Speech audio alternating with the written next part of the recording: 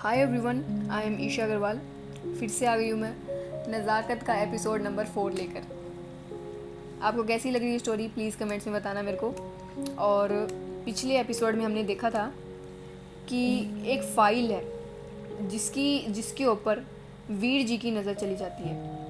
वीर जी की नज़र जाती है और फिर वो फ़ाइल से नज़र उठाकर कुछ अपनी माँ को कहते हैं, यानी कि मीरा जी को कहते हैं। उसके आगे एक सीरियस टोन में वीर कहते हैं, माँ, आपको नहीं लगता आपको एक बार दोबारा सोच लेना चाहिए इस बारे में? वीर की बात सुनकर मीरा जी अपनी गर्दन को थोड़ा टिल्ट करती हैं और अपनी आंखों को थोड़ा छोटा करते हुए अपने एक बेटे को देखती हैं। अपनी माँ के ऐसे एक्सप्रेशन को देख वीर जी एक गहरी सांस लेते हुए आगे कहते हैं, मेरा मतलब इस तरह ईशान को पुश करना कहीं सही की जगह गलत ना हो जाए। वीर की बात सुनकर मीरा जी आराम से बड़े ही स्वैग में अपने ग्लासेस को उतारती हैं और ग्लासेस को अपनी जगह रखते हुए अपनी न्यूट्रल टोन में और गहरी आवाज़ में कहती हैं, तुम डर रहे हो वीर? इस पल का हमने 9 साल इंतज़ार किया है। अब जब सही समय आया है तो तुम इस तरह डर नहीं सकते। इस खेल में 9 साल के बाद हम अपनी बाजी खेलेंगे। अब तो बस शुरुआत हुई है। तुम्हें अपने आप को संभालना होगा। मीरा की बात सुनकर वीर जी एक बार अपनी आंखें बंद करते हैं धीरे से और अपनी आंखों में हिम्मत भरकर और हौसला भरकर उन्हें खोलते हैं और कहते हैं, आप सही कह रही हैं माँ। ये पल कमज़ोर होने का नहीं बल्कि हिम्मत दिखाने का है। बहुत इंतज़ार किया है हमने। अब बहुत हो गया डिफेंस में खेलना। अब होगा असली अटैक, असली एक्शन का समय तो अब आया है। चिंगारी तो हमने लगा दी, लेकिन अब क्या? मीरा जी एक बार धीरे से अपना सर हाँ में हिलाती हैं और कहती हैं, चिंगारी तो 9 साल पहले ही लग गई थी। हम तो अब तक बस उसे हवा दे रहे थे।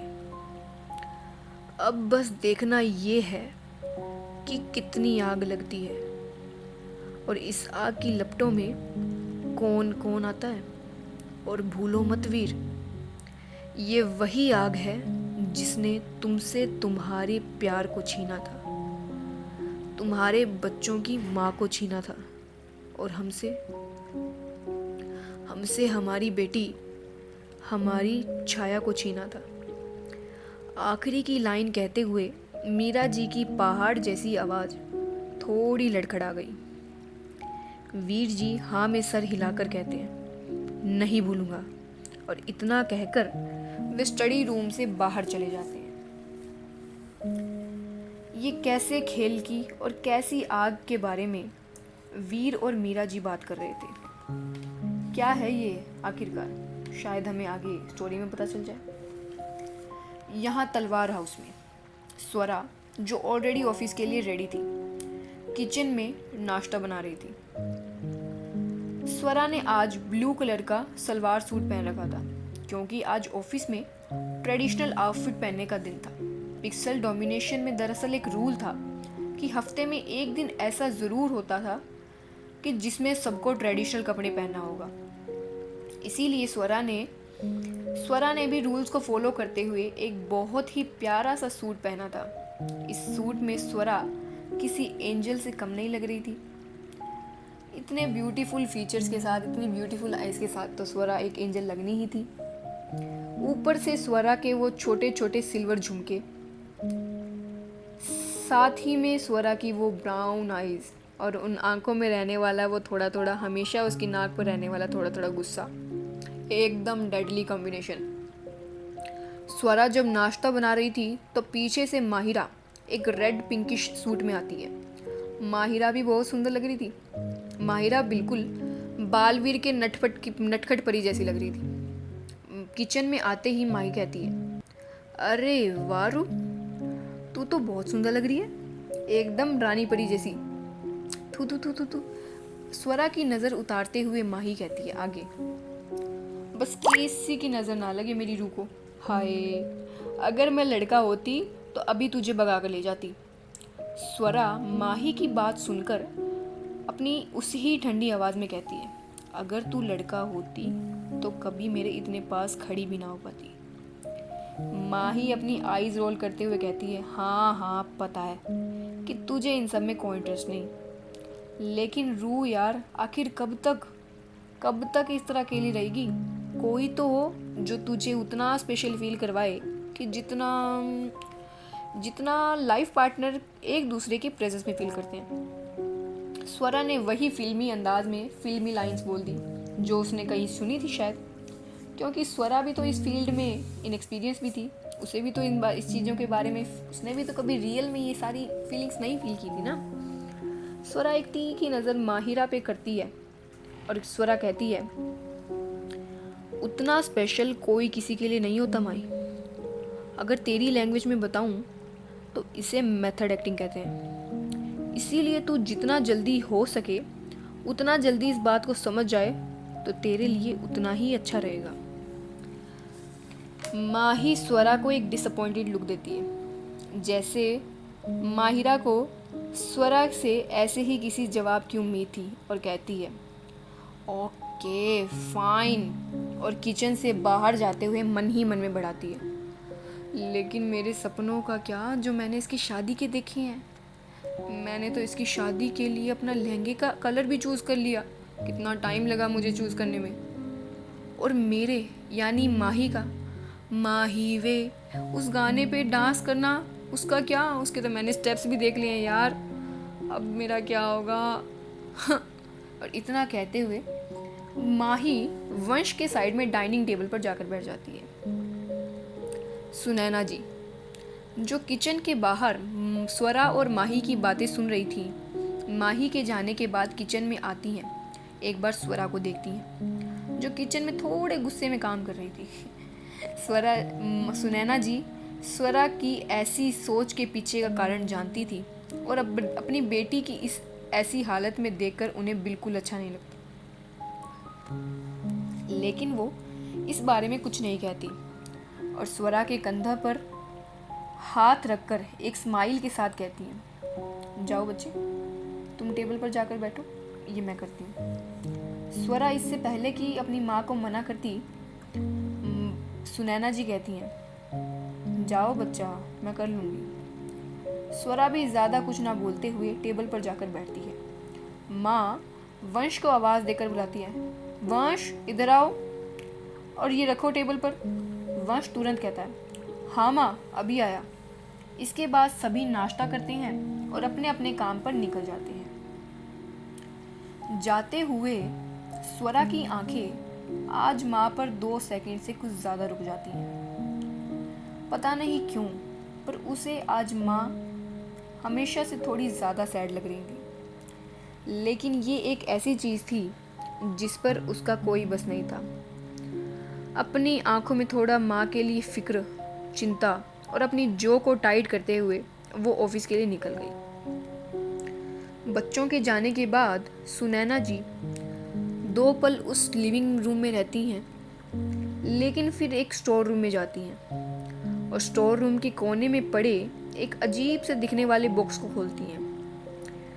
वो उसमें पड़ी चीज़ों को कई देर तक देखती हैं और एक फ़ोटो को उठाकर कुछ सेकंड तक उसे घूरने देखती हैं। उस फोटो को पलटकर कहती हैं, क्या वो सब असल में सच था? उस फोटो के पीछे एक सिंबल था।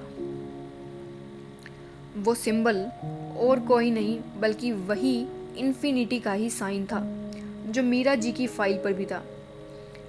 उन सब चीज़ों को देखने के बाद सुनैना जी उन सब चीज़ों को उसकी जगह पर रखकर अपने कमरे में चली जाती हैं। अब सोचने वाली बात ये है कि सुनैना जी के पास भी वो सिंबल है और वो सिंबल तो अग्रवाल्स का है ना, तो क्या अग्रवाल्स और तलवार फैमिली किसी तरह से कनेक्टेड है? क्या दोनों एक दूसरे को जानते हैं किसी प्रकार से? ऐसा क्या है जो इन दोनों को जोड़ रही है, और सुनैना जी के पास वो सिंबल कैसे आया, और क्या था उस फोटो में? सवाल बहुत है, लेकिन जवाब अभी रहते हैं। इधर ऑफिस में जाते ही स्वरा अपने केबिन में जाकर काम करने लगती है। स्वरा का एक रूल था, जब भी उसे कभी इमोशनल फील होता या कभी उसे ओवरवेलमिंग फील होता तो वो अपने आप को काम में इतना डुबा लेती कि उसे किसी और चीज़ में, ताकि उसे कभी किसी और चीज़ को फील करने की ज़रूरत ही ना पड़े। थोड़ी देर में स्वरा का असिस्टेंट शिवम उस डॉक्यूमेंट्स पे साइन करने के लिए उसकी कैबिन में आता है। स्वरा उन फाइल्स को टेबल पर रखने का इशारा करती है और अपना काम कंटिन्यू रखती है। शिवम जाने ही वाला होता है कि कुछ याद कर वापस मुड़ता है और कहता है, मैम एक्चुअली डिज़ाइन और कोडिंग में जो नए टीम लीडर आने वाले थे उन्होंने आज ज्वाइन कर लिया है, ईशान मल्होत्रा। स्वरा एक सांस छोड़ते हुए कहती है, ठीक है, और अपना काम करने लगती है। दरअसल कोडिंग और डिज़ाइन में कुछ भी चेंज होता, यानी कि कुछ भी एनिमेशन में, ग्राफिक्स में, प्रोटोटाइप में कुछ भी चेंज होता तो उसका सीधा असर बजट पर पड़ता, और अगर बजट में कुछ प्रॉब्लम हुआ है तो उसका असर फाइनेंस डिपार्टमेंट पे तो पड़ना ही था। इसी वजह से फाइनेंस डिपार्टमेंट और डिज़ाइन और कोडिंग डिपार्टमेंट, इन दोनों डिपार्टमेंट में हमेशा कुछ ना कुछ चलता ही रहता था। स्वरा मन ही मन कहती है, ईशान मल्होत्रा, होप कि ये पहले वाले से तो ठीक ही हो।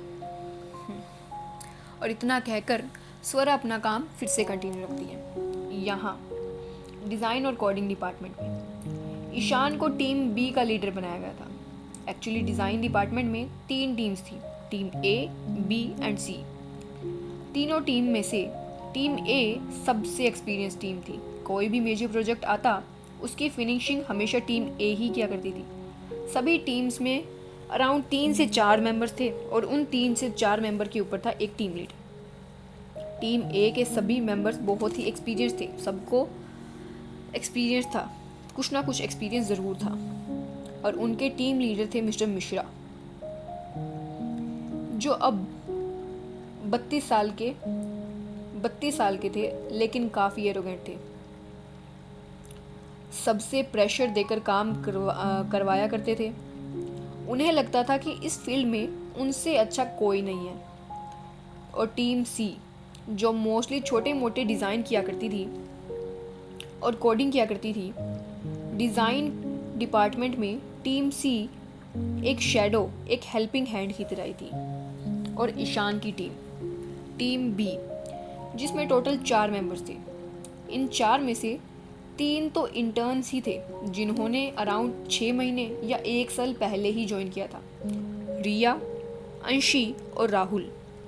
और एक था मयंक, जिससे थोड़ा एक्सपीरियंस था। मयंक को पिक्सल डोमिनेशन ज्वाइन किए हुए 3 साल हो गए थे।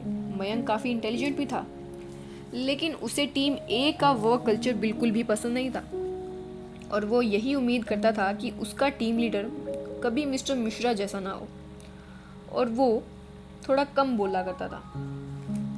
ईशान अपनी टीम से मिलने उनके पास अपनी टीम बी को जो रूम अलॉट किया जाता है वहाँ जाता है। जब वो जाता है तो 4 जोड़ी आंखें अपने ऊपर ही पाता है। वो चारों ईशान को ऊपर से नीचे देखते हैं कि मानो आंखों से वो खुले आम ओपनली ईशान को जज कर रहे हो। ईशान अपने ऊपर ऐसे जजमेंटल नज़रों को देख एक घूंट गटकता है और कहता है,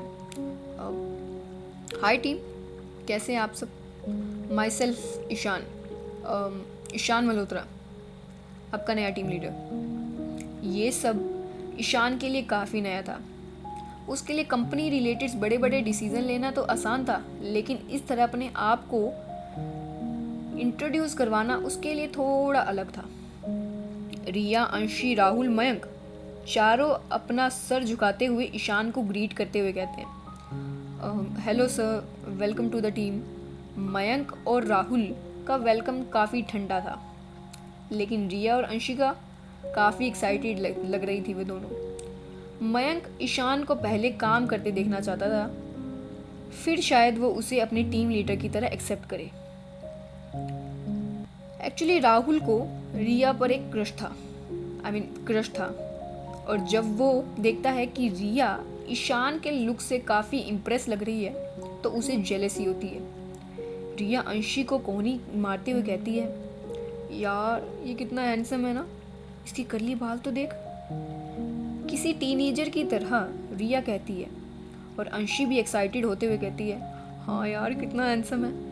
राहुल जो पास ही खड़ा था रिया की बातें सुनकर और जल जाता है और ईशान से थोड़ा इनसिक्योर फील करने लगता है। ईशान इन सब को रोकते हुए कहता है, अरे नहीं, आप सबको मुझे सर कहने की ज़रूरत नहीं है, और वैसे भी हम सब ऑलमोस्ट सेम ही एज की तो हैं, कुछ 1-2 साल ऊपर नीचे होंगे, तो ये सर वाली फॉर्मेलिटी को ड्रॉप करते हैं और आप सब मुझे ईशान ही कहकर बुलाएं प्लीज़। इतना कहकर ईशान अपनी वही चार्मिंग वाली स्माइल पास करता है। ईशान की बातें सुनकर एक बार तो सभी शॉक ज़रूर हो जाते हैं, क्योंकि आज से पहले किसी भी टीम लीडर ने ये नहीं कहा था। सबको अपने जूनियर से सर कहलवाना या मैम कहलवाना तो बहुत अच्छा लगता था, लेकिन ईशान की ऐसे बातें सुनकर सबको काफ़ी अलग भी लगा। चारों पहले एक दूसरे की तरफ देखते हैं और कंफ्यूजन में फिर ईशान की स्माइल देखकर सब समझ जाते हैं कि ईशान इस बात को सिर्फ कहने के लिए ही नहीं बल्कि उस बात को मानता भी है और वो इस बात को जेन्युइनली कह रहा है। ये देख उन चारों के फेस पर एक छोटी जेन्युइन स्माइल आ जाती है, जैसे कि वो समझ गए हों कि इस बात को वो सिर्फ कहने के लिए नहीं, समझने के लिए एक टीम लीडर उन्हें मिला है। कहने के लिए नहीं बल्कि एक सच में एक असली टीम लीडर उन्हें मिला है, एक मेंटर मिला है। और सब हाँ में अपना सर मिलाते हैं। ईशान भी उनके सामने एक नोड करता है और अपनी सांस छोड़ते हुए एक क्लैप करके कहता है, सो टीम पहले बैठते हैं, फिर आप सभी मुझे अपना इंट्रो देंगे और मुझे पिक्सल डोमिनेशन के बारे में अपने अपने ओपिनियंस बताएंगे। ऐसी बातें जो मुझे एज अ टीम लीडर आपका लीडर होते हुए पता तो होनी ही चाहिए। अंशी धीरे से रिया के कान में कहती है, यार ये कितने स्वीट है ना, देख कितने अच्छे से बात कर रहे हैं, मुझे तो पक्का वाला क्रश हो गया इन पर। रिया थोड़ा हंसते हुए कहती है, हाँ यार, और देख ओपिनियन की बात सुनकर मुझे तो ऐसा लग रहा है कि कोई मुझसे कह रहा है आ बहन गॉसिप करते हैं। और इतना कहकर रिया और अंशी मन ही मन दोनों थोड़ा हंसने लगते हैं। ईशान चारों मेंबर्स के साथ बैठता है और सब बारी बारी अपना इंट्रो देते हैं, कंपनी के बारे में बताते हैं, सभी कंपनी के सभी डिपार्टमेंट्स के बारे में बताते हैं, उनके मैनेजर्स के बारे में, मेन जो चीज़ें होती हैं उनके बारे में बताने लगती हैं। वो अपनी बातों में मिस्टर मिश्रा का भी जिक्र करते हैं, उनके पहले टीम लीडर के बारे में बताते हैं और अभी वो किन किन प्रोजेक्ट्स पर करंटली काम कर रहे हैं और अब तक क्या क्या काम हुआ है उन सभी चीज़ों के बारे में वो डिस्कस करने लगते हैं अभी, और उनको क्या आगे काम करना है ये भी बताने लगते हैं। सबसे ज़्यादा रिया और अंशी ही बोल रहे थे। राहुल भी बीच बीच में अपने ओपिनियंस दे रहा था और कुछ बता रहा था, लेकिन मयंक बिल्कुल चुप बैठा था। ईशान सभी चीज़ों को नोटिस कर रहा था, ऑब्जर्व कर रहा था, लेकिन वो कुछ नहीं कहता। वो उनके काम को देखकर समझ आता है कि उसकी टीम में भले ही सारे इंटर्न्स और इनएक्सपीरियंस मेंबर्स हैं, लेकिन इन सब में पोटेंशियल है, इन सब के आइडियाज़ क्रिएटिव हैं और फ्रेश भी हैं। बस इन सबको प्रॉपर गाइडेंस की ज़रूरत थी। सारी बातें करने के बाद रिया और अंशी कहते हैं, और फाइनेंस डिपार्टमेंट। इतना कहकर दोनों एक ड्रामेटिक पोज लेते हैं। ईशान भी थोड़ा क्यूरियस होकर उन्हें गौर से सुनने लगता है। रिया और अंशी कंटिन्यू करते हुए कहते हैं, आपको पता है सभी लोग फाइनेंस डिपार्टमेंट जाने से काफ़ी डरते हैं। ईशान थोड़ा क्यूरियस और कंफ्यूज होते हुए कहता है, ऐसा क्यों? एक्चुअली पिक्सल डोमिनेशन को उसी ने तो टॉप पोजीशन पर लाया था, लेकिन वो किसी को पर्सनली जानता नहीं था, किसी से मिला नहीं था। वो लंदन में रहकर वहाँ से सब कुछ ऑपरेट किया करता था, ऑर्डर्स दिया करता था। वैसे तो वो सभी डिपार्टमेंट्स को जानता था, लेकिन सिर्फ ऊपरी लेवल से। और उसने सुना तो था कि फाइनेंस डिपार्टमेंट की हेड एक 28 साल की लड़की है जो काफ़ी स्ट्रिक्ट है, लेकिन इतनी डिटेल्स के बारे में और उसे कुछ नहीं पता था। रिया आगे अपनी बात कंटिन्यू करते हुए कहती है, ऐसा इसलिए क्योंकि फाइनेंस की एचओडी यानी कि मिस स्वरा तलवार काफ़ी स्ट्रिक्ट हैं, कोल्ड हैं और काफ़ी खड़ूस भी, लेकिन वो उतनी ही लॉजिकल और प्रैक्टिकल भी हैं। उनके लॉजिक्स के सामने किसी की नहीं चलती, उनके लॉजिक के सामने कोई नहीं टिक पाता। वो बहुत ही इंटेलिजेंट है। स्वरा मैम की पर्सनालिटी एकदम कूल और कंपोज्ड है। वो किसी ड्रामा की फीमेल लीड जैसी वाइब देती है मुझे तो। ईशान थोड़ा सोचते हुए कहता है, उसे लंदन से फाइनेंस डिपार्टमेंट को कभी संभालने की ज़रूरत ही नहीं पड़ी, क्योंकि फाइनेंस डिपार्टमेंट का काम हमेशा टू द पॉइंट ही हुआ करता था और वो ईशान की सभी रिक्वायरमेंट्स को पूरा किया करता था। तो कभी भी ईशान को फाइनेंस डिपार्टमेंट से कभी भी कोई प्रॉब्लम हुई ही नहीं। आज इन सब की बातें सुनकर ईशान को रियलाइज़ होता है ऐसा इसलिए था क्योंकि फाइनेंस डिपार्टमेंट में हेड स्वरा तलवार थी। ईशान कहता है, स्वरा तलवार, इंटरेस्टिंग। इसी तरह स्वरा और ईशान का वो दिन बीत जाता है। दोनों एक ही ऑफिस में थे, एक ही छत के नीचे, लेकिन एक दूसरे से अनजान अपनी अपनी ही दुनिया में। किस तरह होगा इन दोनों की मीटिंग, इनकी सेकंड मीटिंग एक्चुअली। इसी तरह ईशान को ऑफिस आते हुए अब 1 हफ्ता हो गया था। इस 1 हफ्ते में स्वरा ईशान को सिर्फ नाम से ही जानती थी, लेकिन अभी तक वो दोनों मिले नहीं थे। इस 1 हफ्ते में ईशान को पूरा ऑफिस जान चुका था। ईशान सबसे बहुत अच्छे से बात किया करता था, सबकी मदद किया करता था और वो सबसे पहले पहुंच जाया करता था किसी की मदद करने। एल्डर एम्प्लॉय से बड़े आराम से बात करता था, जूनियर्स की मदद करता था और लड़कियों से फ्लर्टिंग करता था। ईशान फ्लर्टिंग ज़रूर करता था, लेकिन वो चीप नहीं था। इस 1 हफ्ते में ईशान पूरे ऑफिस का हॉट टॉपिक बन चुका था। सब उसकी ही बात कर रहे थे। उसकी पर्सनैलिटी के कारण और अपने गुड लुक्स और अपनी कर्ली हेयर्स की वजह से, अपनी कर्ली बाल्स की वजह से ईशान 1 ही हफ्ते में पिक्सल डोमिनेशन में काफ़ी पॉपुलर हो गया था, और स्पेशली लड़कियों के बीच। अगले दिन जब स्वरा वॉशरूम में थी तब उसे बाहर से कुछ लड़कियों की बात करने की आवाज़ आती है। पहली लड़की अपने मेकअप को ठीक करते हुए कहती है, ये देख कैसा लग रहा है, सही लग रहा है। और वैसे तुझे पता है कल ईशान ने मेरे इस शेड की तारीफ की, उसने कहा ये कलर मुझ पर सूट करता है ना। उसने बिल्कुल सही कहा है ना। दूसरी लड़की बोलती है, ईशान ये कौन है। तीसरी लड़की बोलती है, तुझे नहीं पता, ओह हाँ तू तो लीव पर थी ना। अरे ईशान डिज़ाइन और कोडिंग डिपार्टमेंट में नया टीम लीडर आया है, काफ़ी हैंडसम है यार और स्वीट भी है, और उसके कर्ली बाल टू हॉट। पहली लड़की बोलती है, और परसों तो उसने स्लीव्स भी रोल कर रखी थी और उसके वो वेनी हाथ, oh my god this is too hot to handle यार, टू मच टू हैंडल। और इतना कहकर वो फेंट होने की एक्टिंग करती है।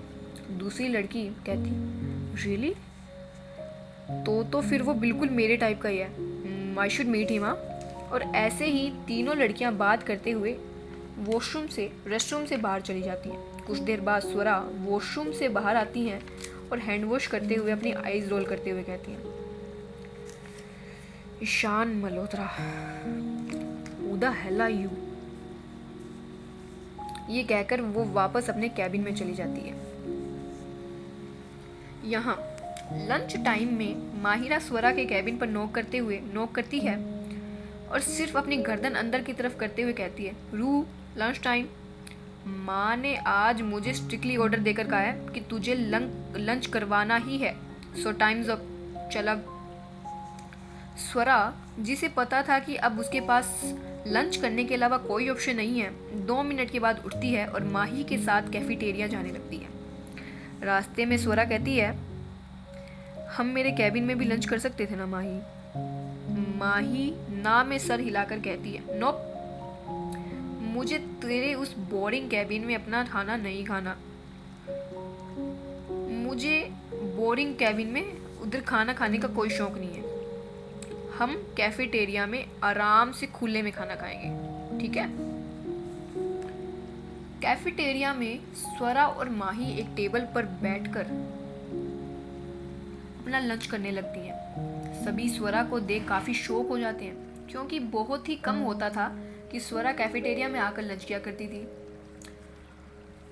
और वो भी अगर किया भी करती थी तो हमेशा माही के साथ ही दिखती थी। सब माही और स्वरा को जानते थे कि ये सिस्टर्स हैं।